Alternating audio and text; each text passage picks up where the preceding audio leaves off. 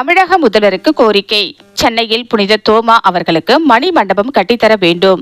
இந்தியர் ஆன்மீக விடுதலை இயக்கம் சார்பில் வேண்டுகோள். சென்னை போரூர் அடுத்த மதனந்தபுரம் சமூக நல்லிணக்க வள்ளுவர் கூடத்தில் புனித தோமா புகழ் 2026 விழா இந்திய ஆன்மீக விடுதலை இயக்கம் தமிழ்நாடு மற்றும் ஒரே மந்தை ஒரே மேய்ப்பன் ஊழியர் ஐக்கியம் இணைந்து இந்த விழாவை நடத்தியது. இந்த விழா இந்திய ஆன்மீக விடுதலை இயக்கம் தலைவர் பேராசிரியர் இறைமொழியன் லூதுசாமி அவர்கள் தலைமையில் நடைபெற்றது. இதில் சிறப்பு விருந்தினராக மும்பையைச் சேர்ந்த பேராயர் செல்வின் CEFI அவர்கள் கலந்து கொண்டு சிறப்புரை வழங்கினார்.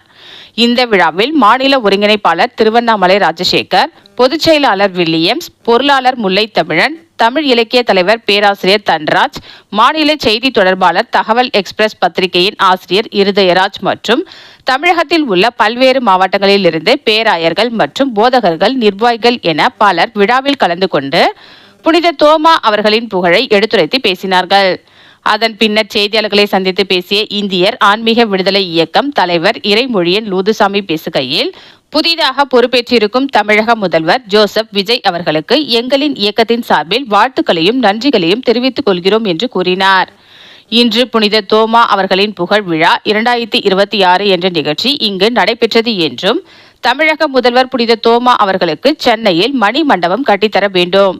மேலும் சுற்றுலா தனமான மகாபலிபுரத்தில் புனித தோமா அவர்களின் திருவுருவ சிலை அமைத்து தர வேண்டும் என்று தமிழக முதல்வரை சந்தித்து கோரிக்கை மனு கொடுக்க உள்ளோம் என்று கூறினார். இந்த நிகழ்ச்சியில் தமிழகத்தில் பல்வேறு மாவட்டங்களில் இருந்தும் இயக்க நிர்வாகிகள் 100க்கும் மேற்பட்டோர் கலந்து கொண்டு சிறப்பித்தனர். இதில் அனைவருக்கும் மதியம் அறுசுவை உணவு வழங்கப்பட்டது. இந்த நிகழ்ச்சியில் பலரும் கலந்து கொண்டனர்.